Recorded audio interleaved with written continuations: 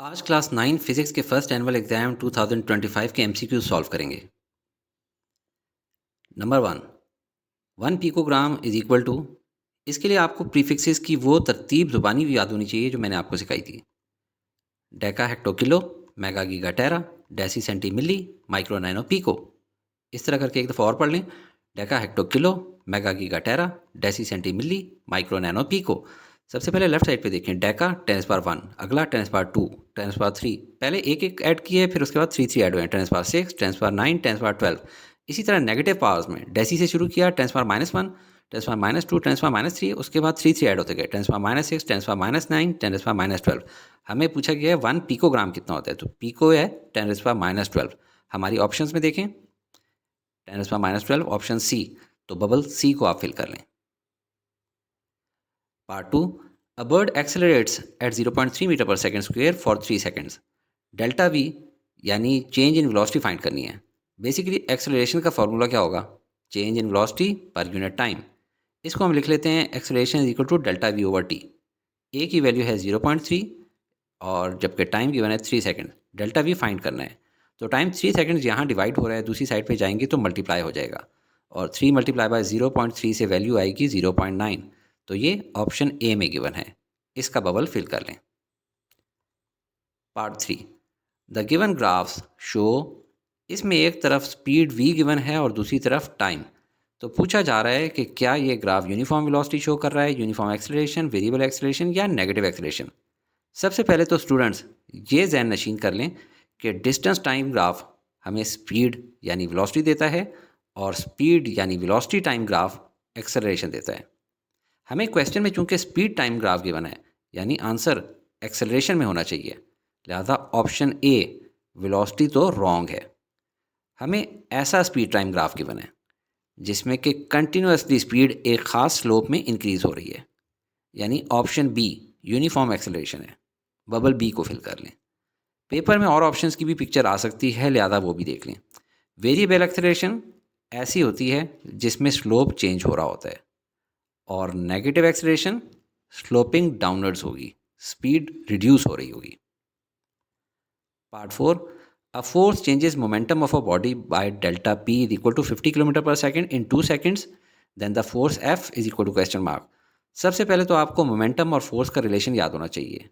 Force is equal to delta P over T. Delta P की value given है 50, जबकि time given है 2 seconds, तो 50 डिवाइड बाई 2 से आएगा 25 न्यूटन्स, यानी ऑप्शन सी आंसर है। बबल सी को फिल कर लें। पर जिन स्टूडेंट्स को ये फोर्स और मोमेंटम का रिलेशन याद नहीं रहता, तो देखेंगे second law of motion F is equal to M A से निकाला है। एक्सेलरेशन होती है rate of change of velocity, V F minus V I divide by T. अब एम को अंदर वाले वी एफ और वी आई दोनों से मल्टीप्लाई कर दें। M multiply by V F बना फाइनल मोमेंटम पी एफ, और M multiply by V I बना इनिशियल मोमेंटम पी आई, यानी हम लिख सकते हैं डेल्टा पी ओवर टी। तो आपको फोर्स, मोमेंटम और टाइम का फॉर्मूला ये याद होना चाहिए। Part 5, torque in a rotating fan of blade length 0.5 metre due to 1 newton force is. Torque का फार्मूला होता है torque is equal to force into distance. Force की वैल्यू पुट करें 1 न्यूटन और डिस्टेंस गिवन है 0.5 मीटर। मल्टीप्लाई करने से answer आया 0.5, और यूनिट ऑफ टॉर्क होगी फोर्स की जगह न्यूटन और डिस्टेंस की जगह meter. So option A is the right choice. Bubble A को फिल कर लें।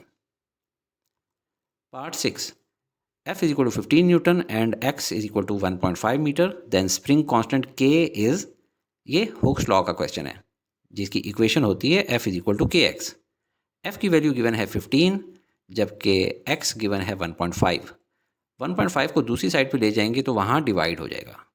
15 डिवाइड बाई 1.5 से वैल्यू आई 10, और यूनिट होगी ऊपर 15 फोर्स थी उसकी यूनिट न्यूटन, और नीचे 1.5 डिस्टेंस था उसकी यूनिट मीटर को ऊपर लाएं तो पर मीटर हो जाएगी। So option A is the right choice. Bubble A को फिल कर लें।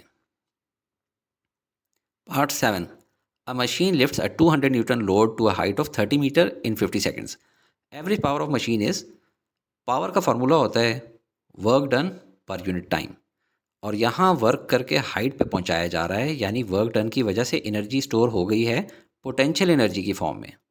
पोटेंशियल एनर्जी का फॉर्मूला होता है mgh, mass into acceleration due to gravity into height.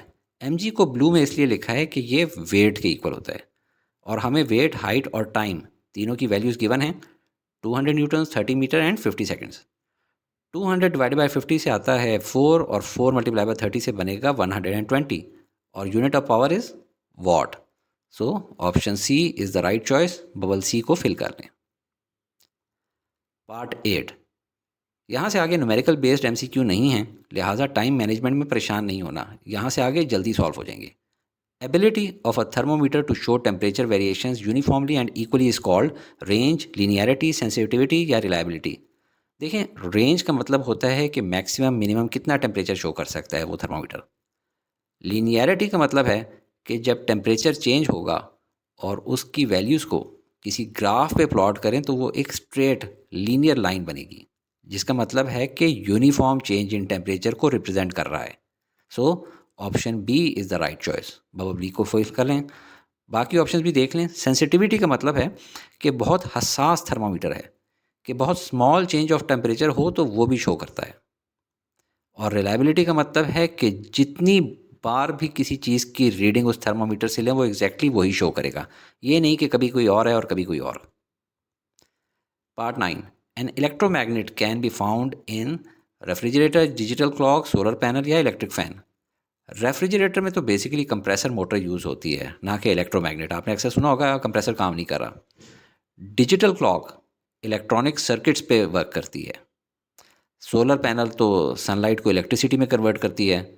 हाँ, इलेक्ट्रिक फ़ैन में इलेक्ट्रिक मोटर यूज़ होती है, जो कि इलेक्ट्रोमैग्नेट के प्रिंसिपल पे काम करती है। घर की जो पानी वाली मोटरें होती हैं वो भी इलेक्ट्रोमैग्नेट के प्रिंसिपल पे काम करती हैं। So option D is the right choice. Bubble D को फिल कर लें। Part 10, in loud speakers the material used is diamagnetic, paramagnetic, ferromagnetic या नॉन मैग्नेटिक। लाउड स्पीकर्स ऐसे होते हैं जो कि साउंड आने पे वाइब्रेट भी करते हैं। इसकी बॉडी को हटा दें तो ये स्पीकर है, जिसकी बैक पे ब्लैक कलर का मैग्नेट भी विजिबल है। देखें, नॉन मैग्नेट मैग्नेटिक मटेरियल्स को कोई फ़र्क नहीं डालता, इसलिए ऑप्शन डी तो बिल्कुल नहीं है। हमें मैग्नेटिक मटेरियल रिक्वायर्ड है, पर कौन सा? नॉन मैग्नेटिक तो नहीं रिक्वायर्ड। हमें स्ट्रांगली अट्रैक्ट करने वाला मैग्नेट चाहिए है, जो कि फेरोमैग्नेटिक मटेरियल से बनता है। So option C is the right choice. Bubble C को फिल कर लें। Part 11, studying how air conditioner cools a house is a part of thermodynamics, electromagnetism, nuclear physics या ऑप्टिक्स। थर्मोडायनेमिक्स नाम से पता चल रहा है थर्मोमीटर से निकला हुआ लफ्ज़ है, टेम्परेचर या हीट रिलेटेड। और एयर कंडीशनर का मतलब कूल एंड हीट बोथ होता है। So option A is the right choice. Bubble A को ही फिल करें। बाकी ऑप्शंस भी देख ज़रूर लें। Electromagnetism electromagnetic forces between electrically charged particles को स्टडी करती है, जैसे कि मैग्नेट्स के बीच। न्यूक्लियर फिजिक्स न्यूक्लियस के अंदर मौजूद प्रोटॉन्स और न्यूट्रॉन्स को स्टडी करती है। Optics is study of light and its interaction with lenses. Part 12, which branch of physics deal with transmission and control of sound? Astronomy, cosmetology, optics, acoustic. Astronomy astronauts से मिलता जुलता लफ्ज़ है। Study of everything in universe तो ये तो नहीं है। कॉस्मेटोलॉजी कॉस्मोलॉजी से मिलता जुलता है, लेकिन ये लफ्ज़ है कॉस्मेटोलॉजी, कॉस्मेटिक्स से निकला हुआ लफ्ज़ है, तो ये भी नहीं है। ऑप्टिक्स पहले भी देखा है, is study of light and its interaction with lenses. Acoustics ही बचा है, यही आंसर है। सो बबल ए को फिल कर लें। एकॉस्टिक ही वो ब्रांच है of science which deals with production, transmission, control, reception and effects of sound. इस बुक के तमाम चैप्टर्स के एमसीक्यूज़ मैंने ऐसे ही एनिमेट करके समझाए हैं, लिंक डिस्क्रिप्शन में गिवन है। और आपने देखा कि 10 मिनट से कम के अंदर अंदर आपने सारे एमसीक्यूज़ सॉल्व कर लिए हैं और समझ भी लिए हैं।